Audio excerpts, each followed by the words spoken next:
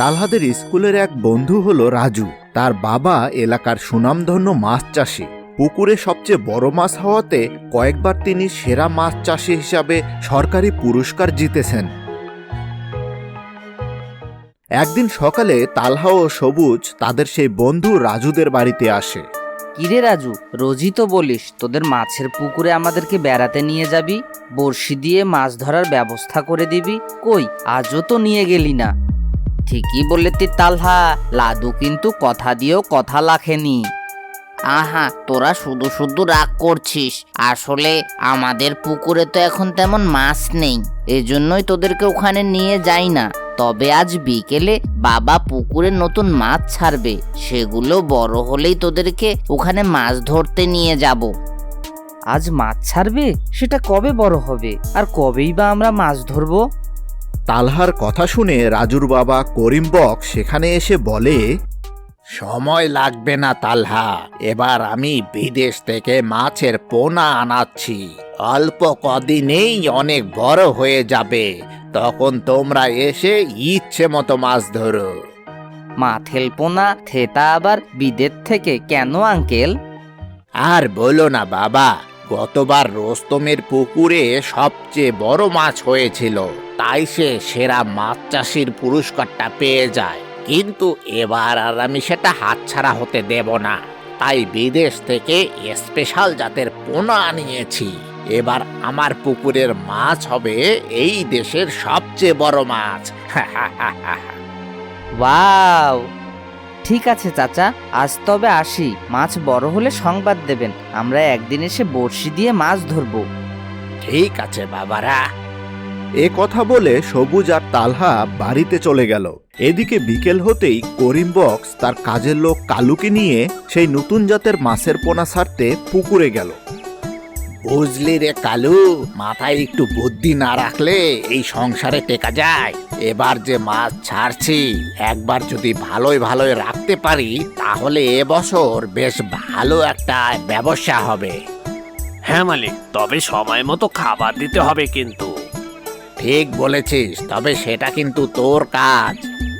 এই বলে করিম বক্স আর কালু মাছগুলো ছাড়তে শুরু করলো। তখনই একটা নীল রঙের চোখওয়ালা মাছ দেখে কালু বলল, আরে এটা আবার কি রকম মাছের পোনা?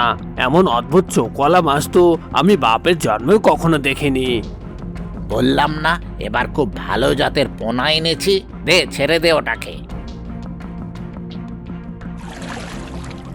এই বলে করিম বক্স এবং কালু আবারও মাছ ছাড়তে ব্যস্ত হয়ে গেল। অন্যদিকে নীল চোখওয়ালা মাছটা পুকুরে যেতেই যেন প্রাণবন্ত হয়ে উঠল।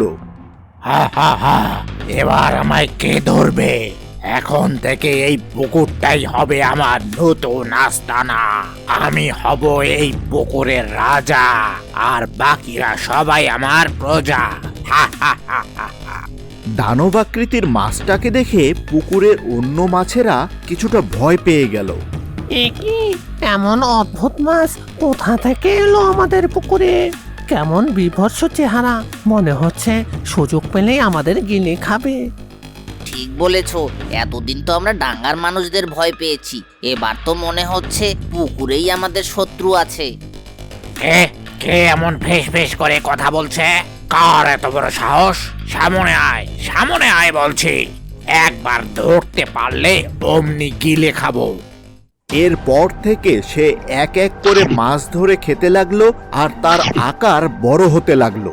দেখতে দেখতে কয়েকদিনের মধ্যেই সে পুকুরের সব মাছ খেয়ে শেষ করে ফেললো এবং তার আকার দানবের মতো হয়ে গেল। কিন্তু তার খাওয়ার জন্য পুকুরে আর কোনো মাছ অবশিষ্ট ছিল না, তাই সে ক্ষুধায় পাগল হয়ে উঠল।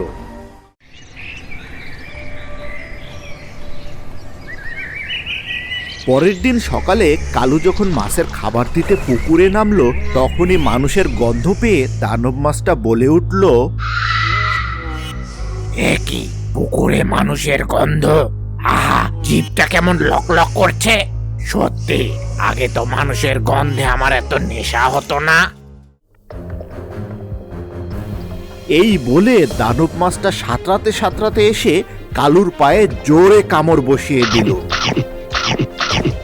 ওরে বাবারে মরে গেলাম রে, কিসে আবার কামড়ালো আমাকে? মানুষের মাংসে তো অনেক স্বাদ, হা হা হা, আরো খাবো।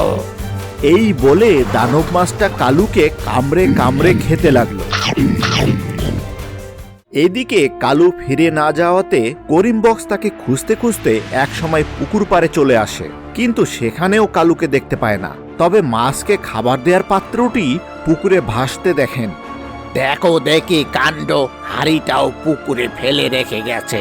অত ছাড়াটা গেল কোথায়? করিম বক্স মনে সন্দেহ নিয়ে কালুকে খুঁজতে খুঁজতে আবারও বাড়ির দিকে ফিরে যায়। এদিকে ময়েনের বউ আয়শা পুকুরে যায় থালা বাসন ধুতে।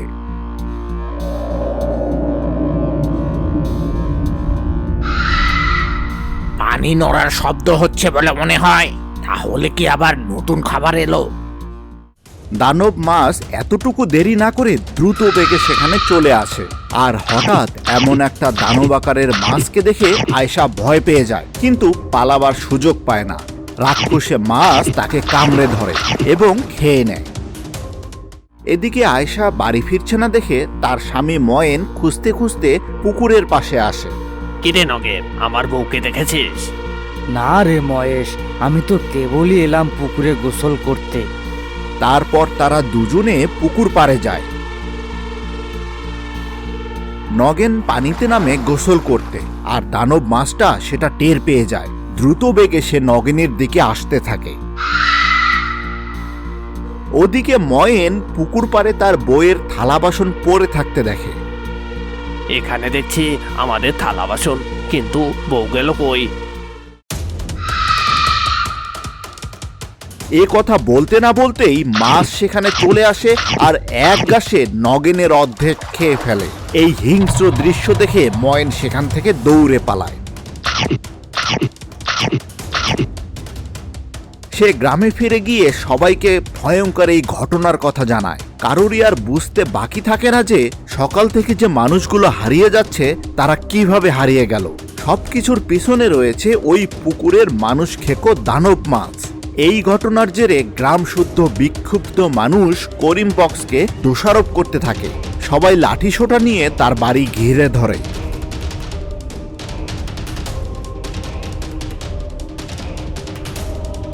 এমন সময় তালহা সেখানে উপস্থিত হয়। থামো তোমরা, আগে আমার দুটো প্রশ্নের উত্তর দাও। বলো কি প্রশ্ন? প্রথম প্রশ্ন, তোমাদের সমস্যা কি? আমাদের সমস্যা ওই মানুষ খেকো দানব মাছটি। দ্বিতীয় প্রশ্ন, তোমরা এখন কি করতে যাচ্ছ? আমরা করিম বক্সকে চরম শাস্তি দিতে এসেছি। করিম বক্স চাচাকে শাস্তি দিলে কি তোমাদের সমস্যা দূর হবে? ওই মাছ মরে যাবে? তাই তো, এভাবে তো ভাবিনি। ভাবতে হবে, ভাবিয়া করিও কাজ, করিয়া ভাবিও না। তাহলে আমরা এখন কি করব? আমরা আমাদের সমস্যা সম্পর্কে যতটুকু পারা যায় তথ্য সংগ্রহ করব, তারপর সেই তথ্য বিশ্লেষণ করে সমাধানের রাস্তা বের করব।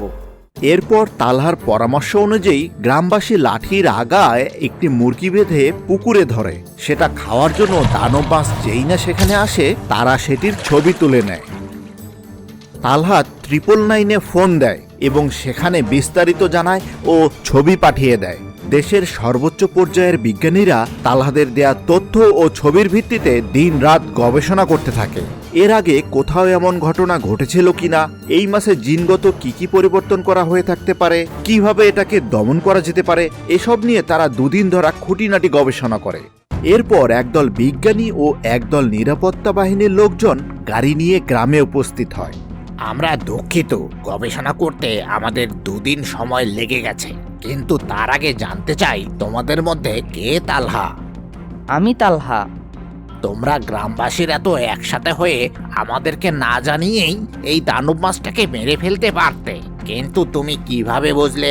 এটা খুবই গুরুত্বপূর্ণ একটা বিষয়, আর বিষয়টি আমাদেরকে জানানো দরকার। কিছুদিন আগে আমি জেনেছিলাম করিম বক্স চাচা বিদেশ থেকে মাছের পোনা এনে পুকুরে ছেড়েছিল। তাই আমার সন্দেহ হয় বিদেশিরা আমাদের গ্রাম ছাড়া অনেক গ্রামে এরকম কাজ করে থাকতে পারে। সারা দেশের মানুষকে সচেতন করতে যেমন প্রচার দরকার, তেমনি দোষী কুচক্রীদের শাস্তি হওয়াও দরকার। তাই আমি সরকারি পর্যায়ে জানিয়েছি। তোমার সন্দেহ একেবারেই ঠিক। কিছু কিছু বদ মানুষ যেমন বন্ধু সেজে বন্ধুর ক্ষতি করে, ঠিক তেমনি কিছু কিছু রাষ্ট্র আছে যারা বন্ধু সেজে আরেক রাষ্ট্রের ক্ষতি করে। এই ভিনদেশ চেষ্টা চালাচ্ছিল এরকম রাক্ষসে মাছ আমাদের দেশে সাপ্লাই দিতে, যাতে করে আমাদের মৎস্য শিল্পটা ধ্বংস হয়ে যায়। আর আমরা মাছের চাহিদা পূরণ করার জন্য তাদের থেকে মাছ আমদানি করে নিয়ে আসি, আর তারা লাভবান হয়। তাই বলে এত বড় দানব আকারের মাছ আমাদের দেশে ওরা পুশ করে দেবে না। তারা সাধারণত ছোট ছোট আকারের রাক্ষসে মাছ পাচার করে আসছিল বলে আমাদের একটা সন্দেহ ছিল, কিন্তু প্রমাণের অভাবে ধরতে পারছিলাম না। তবে এবার তারা একটা ভুল করে বসেছে। এই মাছটাতে তারা ভুলে বেশি করে হরমোন দিয়ে দিয়েছে, যার কারণে সে দানব আকারের হয়ে যায়। আর আমাদের সৌভাগ্য, আমরাও তাদের কুকীর্তির প্রমাণটা পেয়ে গেলাম। আচ্ছা, এবার বলো ওই মাছ গ্রামের পুকুরে কি করে এলো? তখন করিম বক্স সবকিছু জানিয়ে দেয়। কে তাকে বিদেশি মাছের লোভ দেখিয়েছিল, কে তার কাছ থেকে টাকা নিয়েছিল এবং এই মাছ সাপ্লাই দিয়েছিল, সবই জানিয়ে দেয়। নিরাপত্তা বাহিনীর লোকেরা সেই গুপ্তচরদের ধরে ফেলে। আর এদিকে বিজ্ঞানীরা তাদের আবিষ্কার করা ঔষধ পুকুরে দিয়ে দেয়। এতে কিছু সময় পর মাছটি অজ্ঞান হয়ে যায় এবং তারা তাকে তুলে নেয়।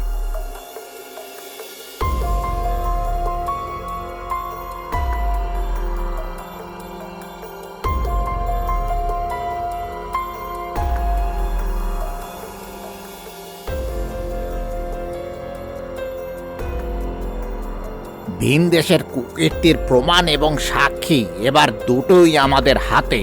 এখন আমরা যথাযথ ব্যবস্থা নিব। তালহা, তুমি শুধু এই গ্রামেরই না, এবার তুমি পুরো দেশের উপকার করলে। You are the great. তখন সব গ্রামবাসী হাতে তালি দিয়ে তালহাকে ধন্যবাদ জানালো। আর এভাবেই গ্রামবাসী মানুষ খেকো দানব মাছের হাত থেকে রেহাই পেল। তো বন্ধুরা, কেমন লাগলো আজকের গল্পটি? ভালো লেগে থাকলে একটি লাইক দিয়ে দাও। আর এরকম গল্প সবার আগে পেতে চাঁদের বড়ি চ্যানেলটি সাবস্ক্রাইব করে না থাকলে জলদি সাবস্ক্রাইব করে নাও।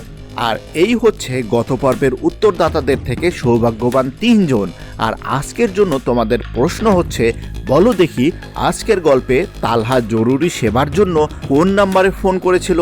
সঠিক উত্তরটি কমেন্ট বক্সে লিখে জানাও। সঠিক উত্তরদাতাদের মধ্যে থেকে সৌভাগ্যবান 3 জনের নাম দেখানো হবে পরবর্তী পর্বে। সেই পর্যন্ত সবাই ভালো থেকো। Bye bye.